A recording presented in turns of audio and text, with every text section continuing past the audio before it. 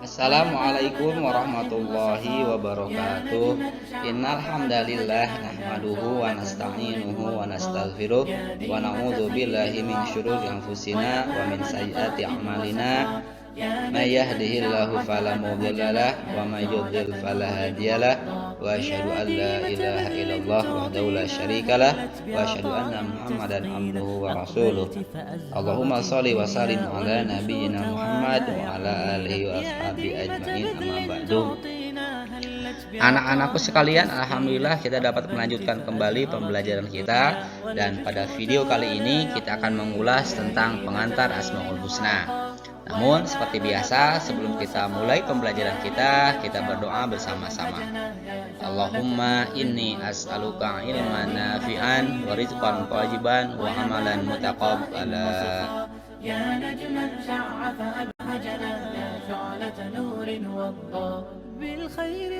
Asmaul Husna merupakan bagian dari kajian tauhid. Maka tidak lengkap rasanya bila membahas Asmaul Husna tidak diawali dengan ulasan tentang tauhid. Dalam bahasan tauhid ada banyak metode yang disajikan ulama. Contoh-contoh metode ulama dalam mengajarkan tauhid yaitu diantaranya ada ulama yang membagi 20 sifat wajib bagi Allah, 20 sifat mustahil bagi Allah, dan 1 sifat jaiz bagi Allah. Dan tentunya ini pernah kalian pelajari. Kemudian ada ulama yang membagi tauhid menjadi 4, yaitu akidah orang munafik, orang awam, khos, qasil khos. Dan pembahasan ini dapat kita jumpai dalam ilmu tasawuf. Dan yang ketiga yang tentunya akan kita ulas yaitu ada ulama yang membagi menjadi 3, yaitu tauhid rububiyah, tauhid uluhiyah, dan tauhid asma wa sifat. Dan yang akan kita ulas yaitu poin ketiga dengan alasan pertama, mungkin ini hal baru bagi kalian, dan tentunya bila demikian maka menjadi ilmu baru pula dan sekaligus menambah hasanah perbendaharaan ilmu agama kalian. Yang kedua, lebih ringkas sehingga cocok dengan durasi video pembelajaran kita. Yang ketiga, mudah dipahami khususnya bagi pelajar pemula dalam ilmu tauhid. Dan yang keempat, perlu diingat pembagian ini tidak wajib. Ini hanya sebatas metode agar mudah memahami. Dibagi ataupun tidak menjadi masalah. Tauhid, apa itu tauhid? Tauhid berasal dari kata wahada yuwahidu tauhidan, artinya mengesahkan atau menunggalkan. Siapa yang kita esahkan? Jawabannya jelas, yang kita esahkan adalah Allah Subhanahu wa Ta'ala. Kemudian, dalam hal apanya Allah kita esahkan, kita tunggalkan, atau kita tauhidkan? Nah, untuk menjawab pertanyaan ini perlu kita rinci dan jelaskan agar tauhid atau akidah seseorang benar. Karena dalam faktanya ada orang yang benar dalam satu sisi tauhid namun salah dalam sisi yang lain. Sebagai contoh, ada orang yang beribadah baik sholat, puasa, dan lainnya diniatkan ikhlas untuk Allah. Namun pada saat ada hajat yang ingin dia capai, dia meminta kepada penghuni kubur atau menitipkan pesan kepada penghuni kubur agar disampaikan kepada Allah. Contoh lainnya, dia memiliki benda pusaka yang dia yakini memiliki khasiat manfaat seperti menarik rezeki dan lain sebagainya, seolah-olah benda tersebut yang melancarkan rezekinya, bukan Allah. Padahal orang tersebut rajin sholat. Dan banyak contoh lainnya yang terbalik. Maksudnya benar di satu sisi namun salah di sisi yang lainnya. Dan contoh yang kontras seperti kaum kafir Quraisy yang Allah sebutkan kisahnya sebagai pelajaran bagi kita dalam Quran surat Al-Zukhruf ayat 87. Wala in sa'atahum man khalaqahum layaqulunallah fa anna yufakun. Dan sungguh jika kamu bertanya kepada mereka, siapakah yang menciptakan mereka? Niscaya mereka menjawab, Allah. Maka bagaimanakah mereka dapat dipalingkan dari menyembah Allah? Dalam ayat tersebut dapat kita pahami dengan jelas bahwasanya kafir Quraisy meyakini bahwa pencipta alam semesta adalah Allah Subhanahu wa Ta'ala. Namun sayang, dalam segi ibadah mereka tidak mentauhidkan ibadahnya untuk Allah, melainkan ibadah kepada berhala-berhala yang mereka buat.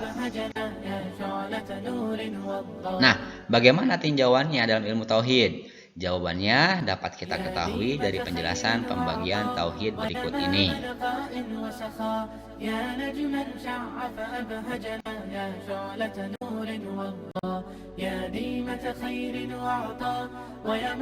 Yang pertama, tauhid rububiyah. Kata rububiyah berasal dari kata rob. Kata ini ada banyak dalam Al-Quran. Dan dari segi makna, kata rob memiliki makna pencipta, pemilik yang memastikan dan merawat agar tumbuh dengan baik, yang menjaga dan memperbaiki agar tidak rusak, dan penguasa yang memiliki kekuasaan. Dalam bahasa kita, karena tidak ada padanan kata yang sama persis, maka kata rob ini diartikan dengan Tuhan. Dan dalam bahasa Sunda, kata rob ini diartikan dengan Gusti.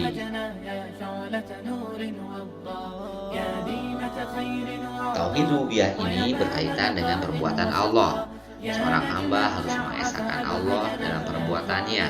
Maknanya mengimani bahwa hanya Allah yang menciptakan alam semesta beserta isinya.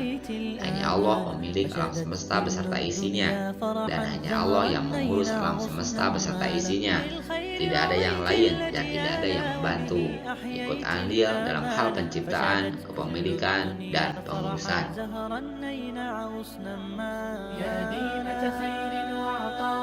Kita ambil contoh kesimpulan. Bila ada seseorang yang meyakini bahwa gunung A tidak akan meletus selama sang penunggunya tidak murka, maka orang tersebut telah musyrik karena meyakini ada pihak lain yang punya andil dalam kepemilikan, penguasaan, pengaturan gunung A tersebut. Dan tentunya hal ini bertentangan dengan kaidah tauhid rububiyah. Dan juga salah tauhid orang yang beribadah baik sholat, puasa, dan lainnya diniatkan ikhlas untuk Allah, namun pada saat ada hajat yang ingin dia capai, dia meminta kepada penghuni kubur atau menitipkan pesan kepada penghuni kubur agar disampaikan kepada Allah. Dan juga salah tauhid orang yang meyakini bahwa benda-benda pusaka memiliki khasiat manfaat seperti menarik rizki dan lain sebagainya, seolah-olah benda tersebutlah yang melancarkan rizkinya, bukan Allah, padahal orang tersebut rajin sholat. Secara garis besar, rukun tauhid rububiyah dikelompokkan menjadi 3.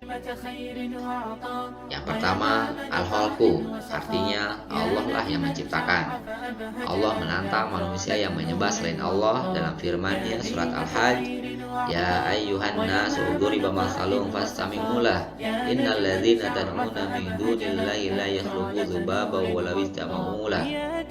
Wahai manusia, telah dibuat suatu perumpamaan, maka dengarkanlah. Sesungguhnya segala yang kamu seru selain Allah tidak dapat menciptakan seekor lalat pun, walaupun mereka bersatu untuk menciptakannya. Dari ayat ini kita dapat mengambil pelajaran.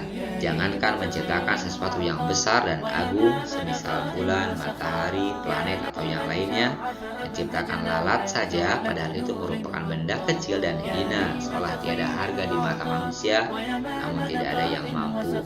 Bahkan andai kata semua manusia, jin, malaikat, dan sesuatu yang dianggap Tuhan bersatu padu membuatnya, niscaya tidak akan mampu. Maka Allah Maha Esa dalam penciptaan, tidak ada sang pencipta selain Allah, dan tidak ada yang ikut andil membantu dalam penciptaan.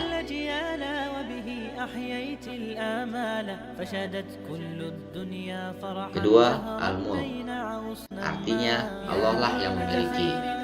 Karena hanya Allah semata yang menciptakan, maka hanya Allah juga yang memiliki semua ciptaannya. Allah menegaskan bahwa hanya Allah pemilik alam semesta ini dalam firman-Nya, Quran surat Al-Fatir, walladzina tad'una min dunihi ma yamlikuna min qitmir, dan orang-orang yang kamu seru atau sembah selain Allah tidak mempunyai apa-apa walaupun setipis kulit ari.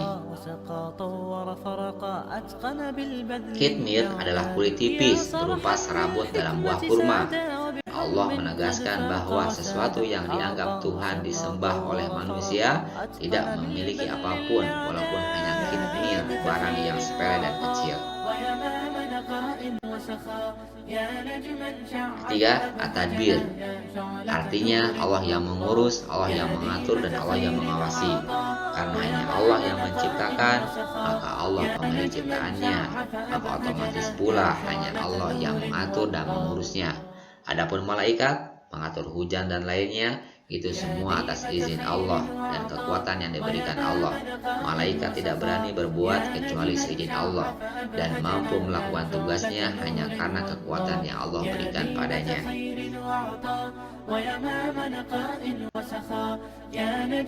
At-tadbir dalam hal hanya Allah yang mengurus dan mengatur, maka dalam poin ini bercabang-cabang, mencakup kepada hal-hal yang bermuara kepada makna pengurusan, pengaturan, dan pengawasan.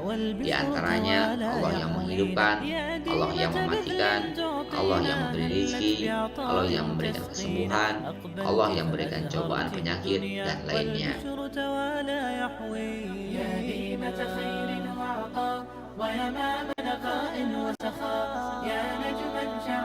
Kedua, tauhid uluhiyah.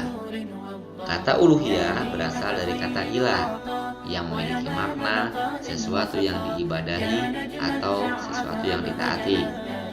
Tauhid ini berkaitan dengan perbuatan hamba. Seorang hamba harus mengesahkan ibadah dan ketaatannya hanya kepada Allah semata, tidak melakukan ritual ibadah sebagai bentuk penyembahan kepada selain Allah, baik sholat, puasa, berdoa, menyembelih, dan lain sebagainya. Ancaman Allah bagi orang yang menyembah selain Dia. Zalika mimma auha ilaika rabbuka minal hikmah wala taj'al ma'allahi ilahan akhara fatulqa fi jahannam maluman madhura. Artinya, itulah sebagian hikmah yang diwahyukan Tuhan kepadamu Muhammad. Dan janganlah engkau mengadakan Tuhan yang lain di samping Allah. Nanti engkau dilemparkan ke dalam neraka dalam keadaan tercela dan dijauhkan dari rahmat Allah. Quran Surat Al-Isra.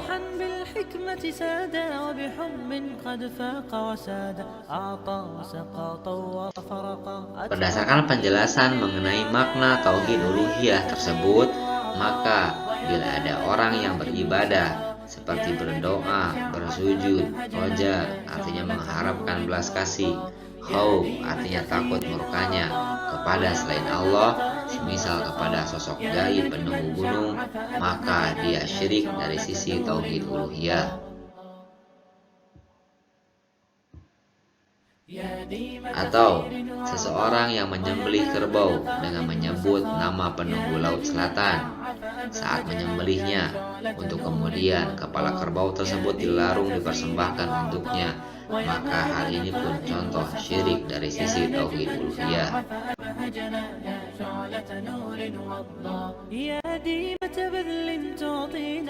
Tiga, tauhid asma wa sifat. Maknanya kita mengimani bahwa Allah memiliki nama-nama dan sifat-sifat yang agung, di mana kita harus mengesahkan Allah dalam nama-nama dan sifat-sifatnya. Dan ada poin penting yang harus digarisbawahi. Pertama, dalam hal tauhid asma wa sifat, kita mengimani dan menetapkan nama-nama dan sifat-sifat Allah berdasarkan informasi yang Allah berikan dalam firman-Nya, yaitu Al-Quran, dan juga dari informasi yang Rasulullah SAW kabarkan melalui hadis-hadisnya yang valid.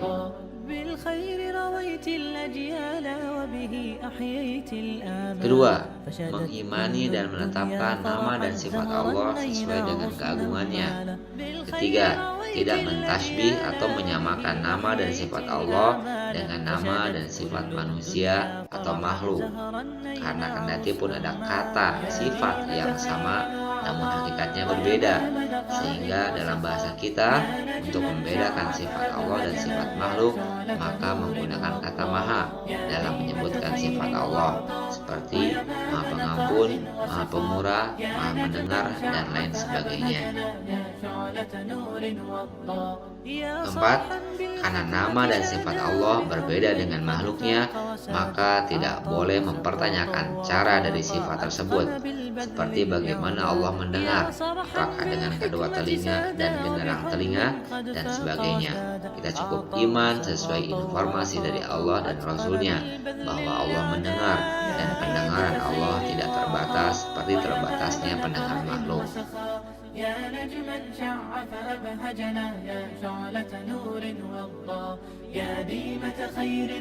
Allah SWT berfirman, walillahil asmaul husna fad'uhu biha wa dharul ladzina yulhiduna fi asma'ih sayujazawna ma kanu ya'malun. Dan Allah memiliki asmaul husna, nama-nama yang terbaik, maka bermohonlah kepadanya dengan menyebut asmaul husna itu, dan tinggalkanlah orang-orang yang menyalah artikan nama-namanya. Mereka kelak akan mendapat balasan terhadap apa yang telah mereka kerjakan.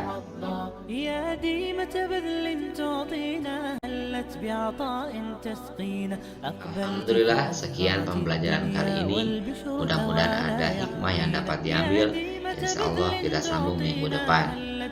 Kita tutup pertemuan kita dengan doa kifarat majlis. Subhanaka Allahumma wa bihamdika asyhadu an la ilaha illa anta astaghfiruka wa atubu ilaik. Assalamualaikum warahmatullahi wabarakatuh.